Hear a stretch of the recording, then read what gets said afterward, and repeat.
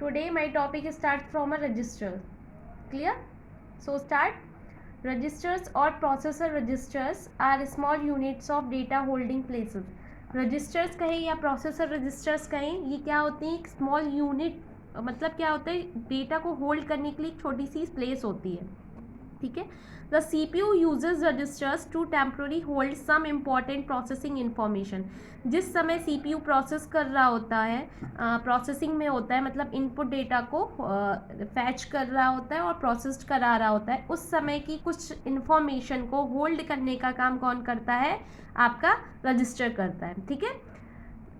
देखिए, the CPU uses registers. CPU use करता है रजिस्टर को to temporary hold some important processing information during the time the processing is taking place. किस समय? जिस समय प्रोसेसिंग क्या हो रही होती है? टेक प्लेस हो रही होती है. ठीक है.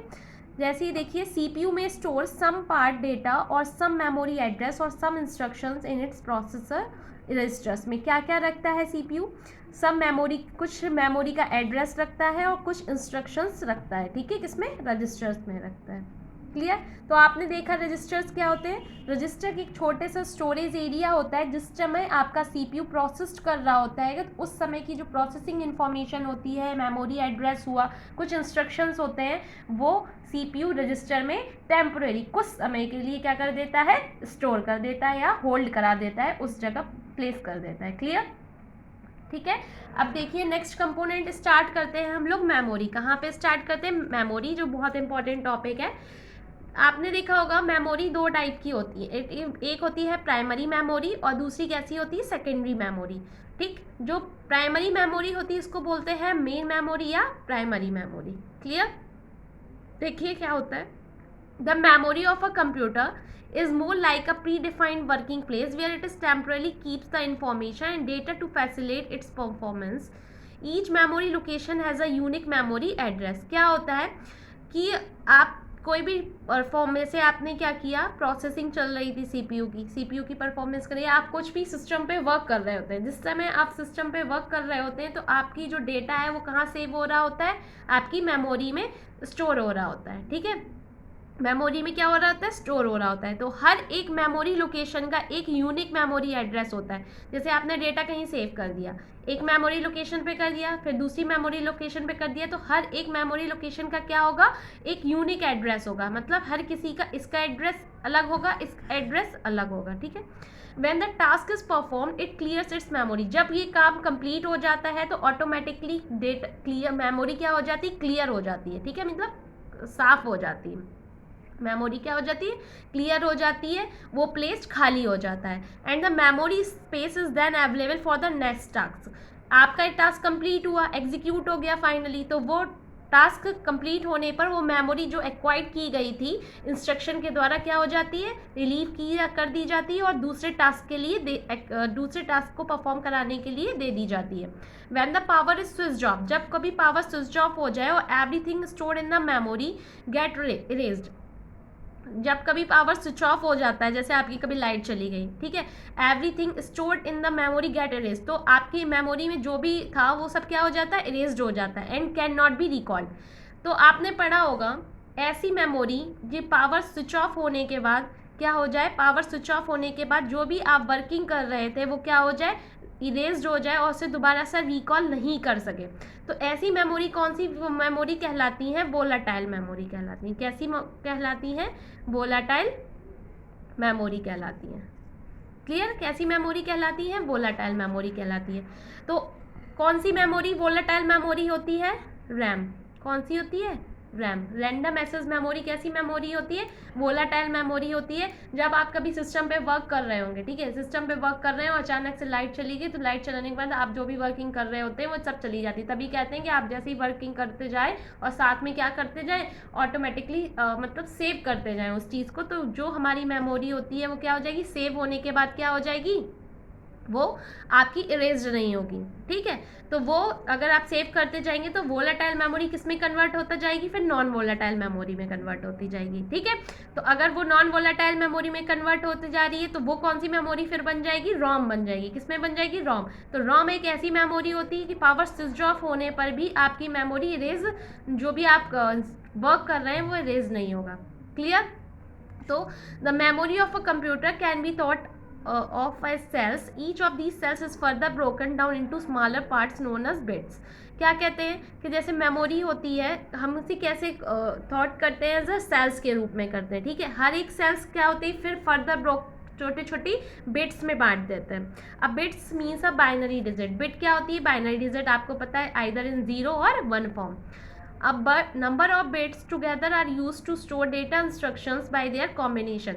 अब जो इंस्ट्रक्शन सेव होते हैं आपको पता है कंप्यूटर से 0 और 1 फॉर्म में वर्क करता है. तो आप जैसे इंस्ट्रक्शन देते हैं तो किस तरीके का इंस्ट्रक्शन जाता है, आपने कुछ भी इंस्ट्रक्शन दिया तो कंप्यूटर तो प्रोसेस जो सीपीयू करता है वो किसमें, मशीन लैंग्वेज में करता है. और जो आपका जो इंस्ट्रक्शन है वो किस फॉर्म में हो जाएगा, 0 1 0 0 0, इस टाइप से क्या हो जाएगा आपका इंस्ट्रक्शन होगा. और यही क्या हो जाएगी, ये क्या मेमोरी होगा. क्या होगा, मेमोरी. क्लियर. मेमोरी किस में काम कर रही है, बिट फॉर्म में कर रही है. तो the memory of a computer is often called a main memory और प्राइमरी मेमोरी. क्लियर.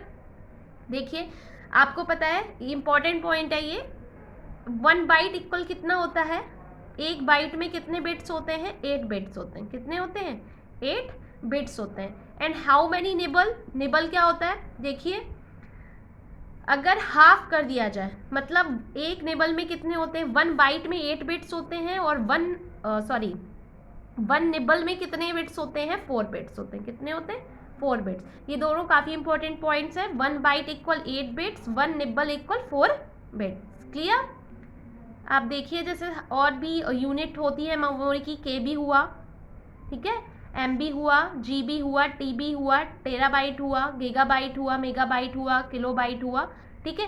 तो हर बार जो मेमोरी होती है 2 की पावर 10 फॉर्म ले लेती है. ठीक है, क्या ले लेती है, 2 की पावर 10 फॉर्म ले लेती है. एक बार आप ये टेबल देख लीजिए, ये काफ़ी इंपॉर्टेंट टेबल है, हर फ्यूचर में भी आपके वर्क करेगी. 1 बाइट आपके पास बुक अवेलेबल है, आप प्लीज़ इसका स्क्रीनशॉट ले लीजिएगा या कुछ भी आप एक बार देख लीजिएगा. ठीक है, ये काफ़ी इंपॉर्टेंट टेबल है. ठीक. तो नेक्स्ट ये देखते हैं कि पार्ट्स ऑफ मेन मेमोरी या प्राइमरी मेमोरी में क्या क्या आता है. तो in the random access memory, RAM का फुल फॉर्म क्या होता है, random access memory. The memory cells can be assist for information transferred from any desired random location. That is the process of locating a word in the memory is the same and requires the equal amount of memory. Thus the random access. Random access मतलब क्या होता है कि कभी भी आप at random कहीं पे भी अपनी अकॉर्डिंग डिजायर्ड लोकेशन पे क्या कर सकते हैं, मूव आउट कर सकते हैं, एक्सेस कर सकते हैं. कोई भी इंफॉर्मेशन को मैसेज करना चाहते हैं तो रैंडम लोकेशन पे जाकर अपनी डिजायर्ड लोकेशन पे जाके क्या कर सकते हैं, एक्सेस कर सकते हैं उस चीज़ को. तो क्या कहलाएगा, तो वो क्या, कैसी मेमोरी, कैसे कहलाएंगे हम, रैंडम एक्सेस मेमोरी. ठीक है. तो मेन ड्रॉबैक क्या होता है रैंडम एक्सेस मेमोरी का, मैंने अभी जस्ट बताया था कि random access memory is a volatile memory. Volatile memory मतलब आपने अगर गलती से भी अगर स्विच ऑफ हो गया, लाइट चली गई, पावर चला गया, तो आप जो भी काम कर रहे होंगे अगर वो सेव नहीं हुआ होगा तो चला जाएगा, बिल्कुल ख़त्म हो जाएगा, कोई प्रूफ ही नहीं रह जाएगा हमारे पास कि हम जब से बैठे कर क्या रहे थे उस सिस्टम पे. क्लियर. तो मेन ड्रॉबैक रैम का क्या होता है, it is a volatile memory. Volatile memory मतलब अगर पावर चला जाता है तो आप जो भी वर्क कर रहे हैं वो ऑटोमेटिकली चला जाएगा, उसको हम दोबारा से रिकॉल नहीं कर सकते. Clear cut. ओके. नेक्स्ट देखिए रैम के टाइप्स क्या होते हैं. Dynamic RAM, DRAM stands for dynamic RAM and static RAM. ठीक है, ये इंपॉर्टेंट टर्म है. देखिए these are the made up of transistor and capacitors. जो आपकी डायनामिक रैम है ये आप बहुत अच्छे से जानते होंगे, 11th स्टैंडर्ड है. ट्रांजिस्टर क्या होता है और कैपेसिटर क्या होता है. ठीक है, आप सब ने फिजिक्स में पढ़ रखा है. The amount of time taken to produce data required from a memory from the start of access. कितना टाइम लगता है डेटा को रिक्वायर करने के लिए, शुरुआत में किसी भी स्टार्ट को शुरुआत करने में कितना टाइम लगता है, जब तक कि वो डेटा क्या नहीं हो जाए, एक्सेस ना हो जाए, अवेलेबल ना हो जाए, वो क्या टाइम कहलाता है, मेमोरी एक्सेस टाइम कहलाता है. क्या कहलाता है, memory access time. The amount of time taken to produce the data required from memory from the start of access until the availability of data is called memory access time. Today DRAM chips have access times ranging from below 20 to 70 nano seconds. आजकल जो DRAM present है, chip present है market में, उनकी range क्या है, 20 to 70 nano second है. Clear. आप ये वाली डेफिनेशन जरूर देखिए, इंपॉर्टेंट डेफिनेशन है। मैंने अभी बताया the amount of time taken to produce data required from memory from the start of access until the availability of data is called a memory access time. ठीक है, मेमोरी को assess करने में कितना टाइम लगता है वो डेफिनेशन आपको यहाँ पे प्रेजेंट है मेमोरी एसेस टाइम की। स्टैटिक रैम देखते हैं क्या होता है। There are made up of flip flops. अभी आपने देखा डायनामिक रैम किससे बना रहता है, ट्रांजिस्टर और कैपेसिटर से बना रहता है। स्टैटिक रैम फ्लिप फ्लॉप से बना रहता है। अभी आप शायद में भी नहीं जानते होंगे फ्लिप फ्लॉप क्या होता है। फ्लिप फ्लॉप एक तरीके से कॉम्बिनेशनल स्ट्रक्चर होता है जिसमें क्या होता है कि आपकी सर्किट के साथ एक गिवन क्लॉक भी प्रेजेंट होती है। क्लॉक मतलब जो आपको टाइम भी बताती रहती है कि रियल टाइम में कब वर्क मतलब कितना टाइम लगा, तो ये सारी चीज़ इसमें प्रेजेंट होती है। फ्लिप फ्लॉप भी एक तरीके से क्या कहते हैं, मेमोरी होती है। फ्लिप फ्लॉप क्या होती है, एक मेमोरी होती है। तो किससे बना रहता है स्टैटिक रैम, फ्लिप फ्लॉप से बना रहता है। And offer faster access time.